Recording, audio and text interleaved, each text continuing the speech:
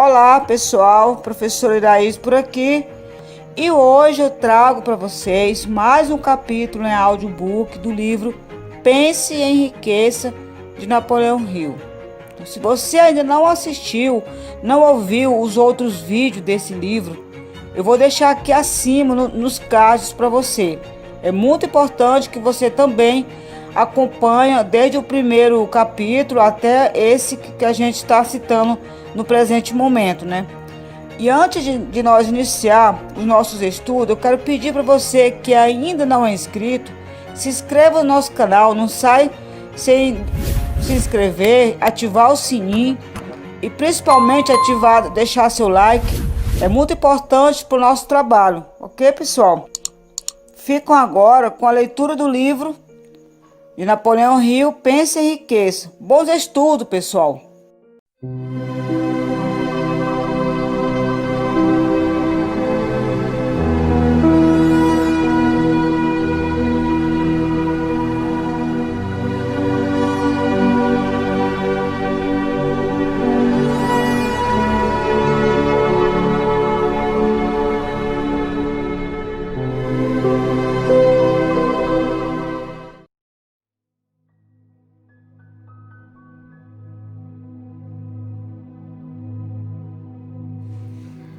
Passo número 11.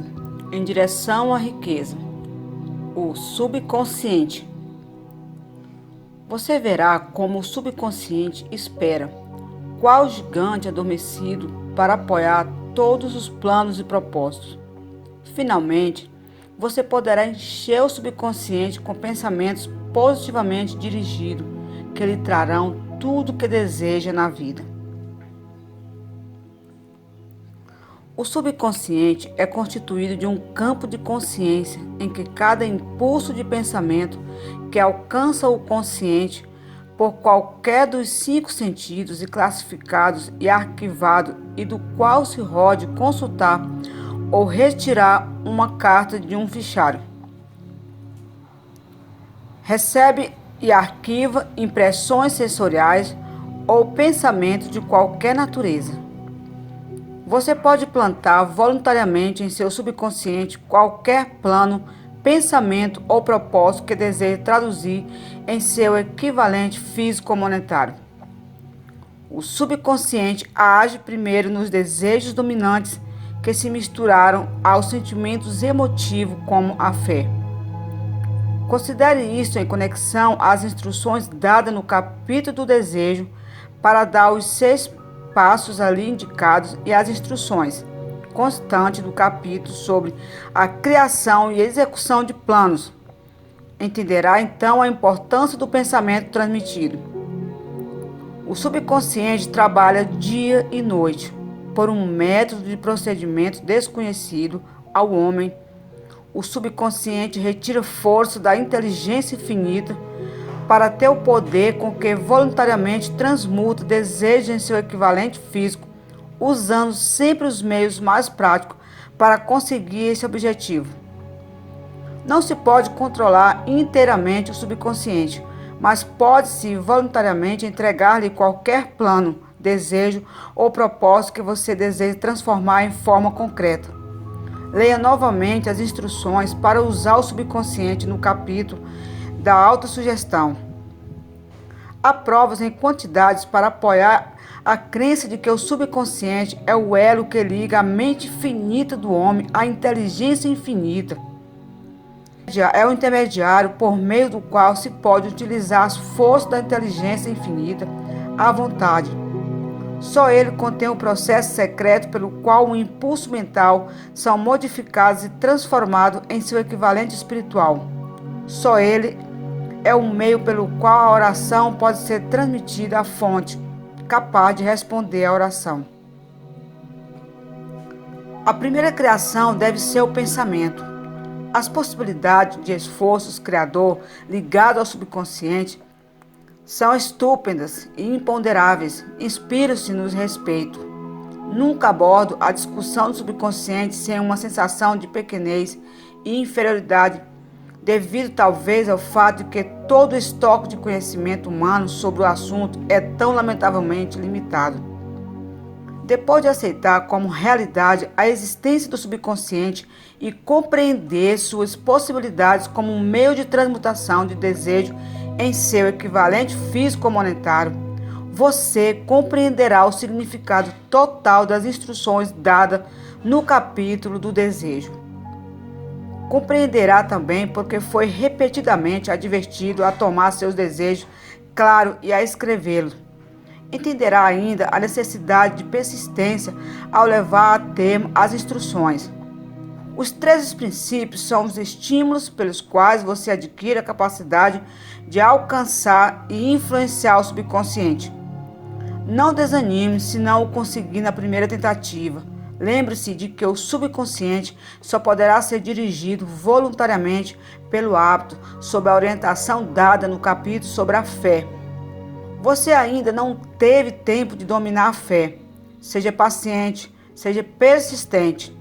Inúmeras afirmações constantes dos capítulos sobre a fé e a autossugestão serão aqui repetidas em benefício do subconsciente.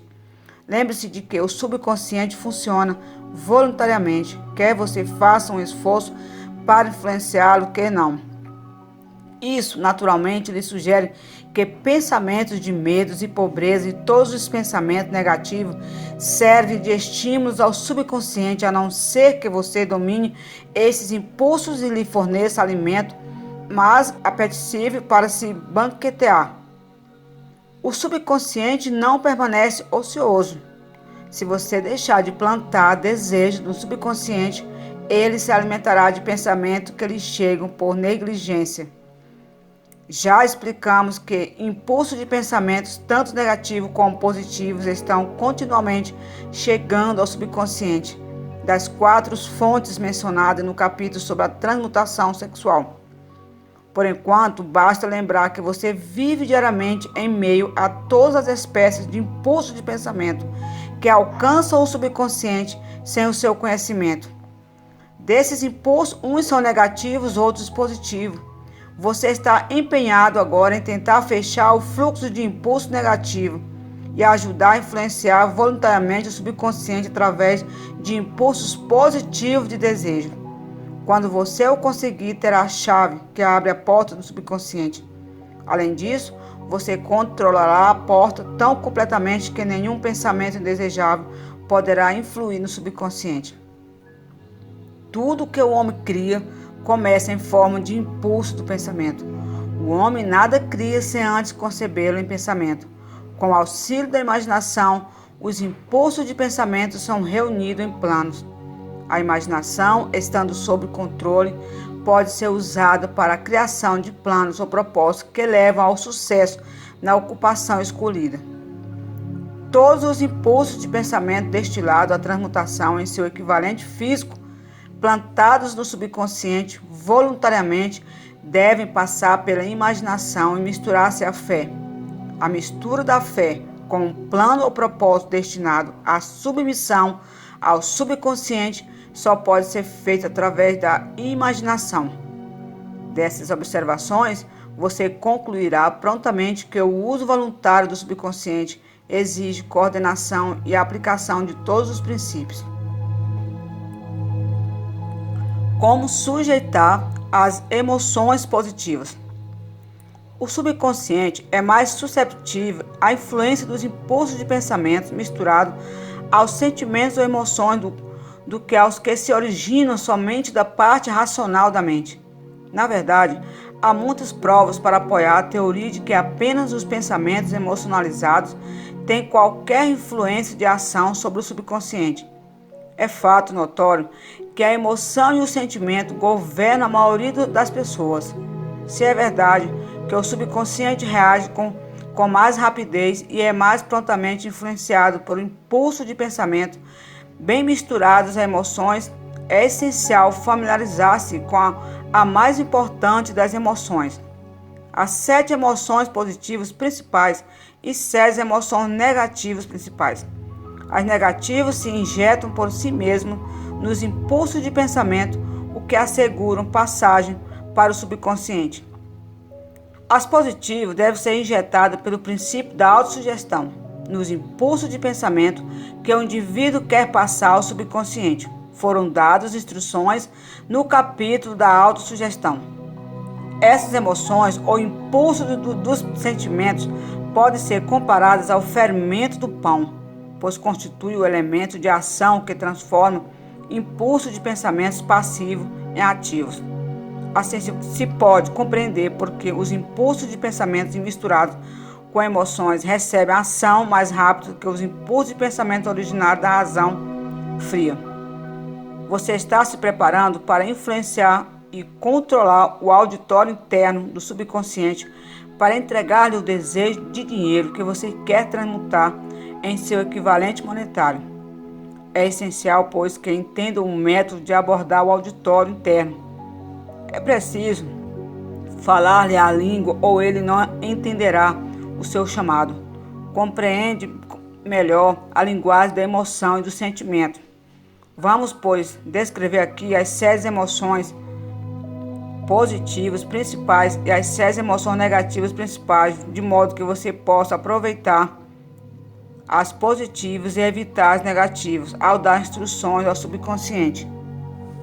As 7 emoções positivas principais: desejo, fé, amor, sexo, entusiasmo, romance e esperança. Existem outras emoções positivas, mas essas são as 7 mais poderosas e as mais comumente usadas no esforço criador. Domine essas 7 emoções, só podem ser dominadas pelo uso, e as outras emoções positivas estarão ao seu dispor, quando delas precisar.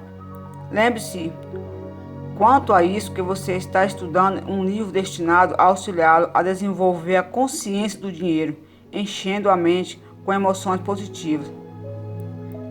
As 7 emoções negativas principais que devem ser evitadas: medo, ciúme, ódio, vingança, ganância, superstição e raiva. Emoções positivas e negativas não podem ocupar a mente ao mesmo tempo. Uma ou a outra deve dominar.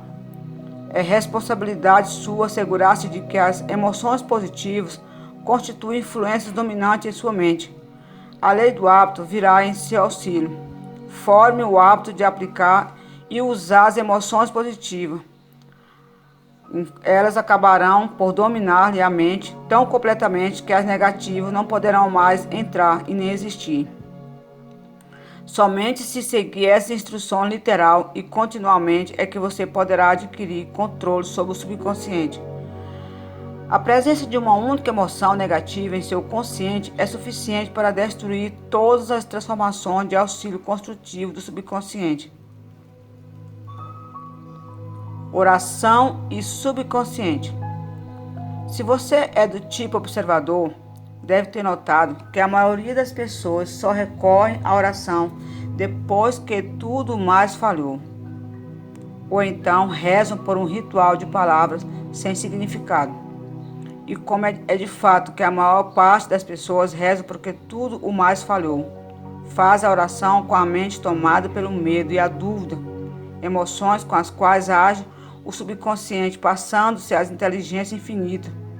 Do mesmo modo, é essa emoção com que a inteligência infinita recebe e com a qual age.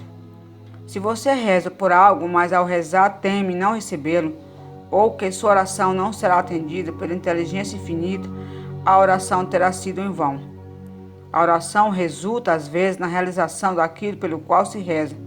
Se você já teve alguma vez experiência de ter recebido aquilo pelo qual pediu, volte na memória e lembre-se do seu verdadeiro estado de espírito ao rezar e saberá com certeza que a teoria aqui descrita é mais que uma teoria. O método pelo qual você se pode comunicar com a inteligência infinita é muito semelhante àquele pelo qual a vibração do som se comunica pelo rádio.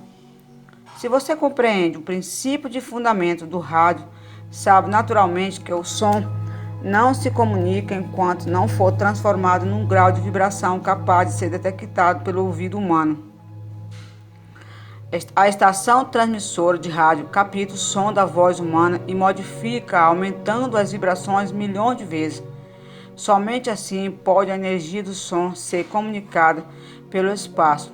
Após essa transformação, a energia que originalmente tinha a forma de vibração sonora é levada aos receptores de rádio e esses aparelhos convertem novamente a energia ao seu grau de vibração original, de modo que se reconheça o som.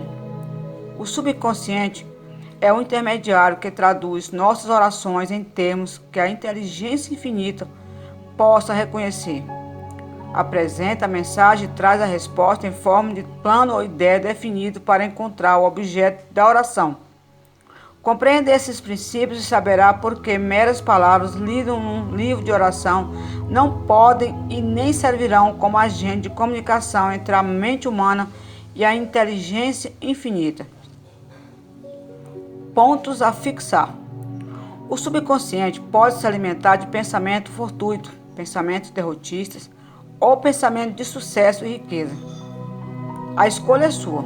Os resultados podem ajudá-lo a realizar-se ou prejudicá-lo. Reconheça 7 emoções negativas principais e assegure-se de que não terão possibilidade de criar raiz em sua mente. Ao mesmo tempo, reconheça e domine com firmeza as emoções positivas importantes. Além da mente, faz a inteligência infinita, para a qual sua mente pode ser sintonizada. Qual aparelho de rádio, tanto transmitindo como recebendo a energia de todo o universo, pode ajudar suas orações a serem atendidas. Dia a dia, você forma o poder de usar seu poderoso subconsciente. Logo, você controlará os impulsos primários que estão atrás de cada plano e cada parte da obra. O homem é tão grande quanto a medida do seu pensamento.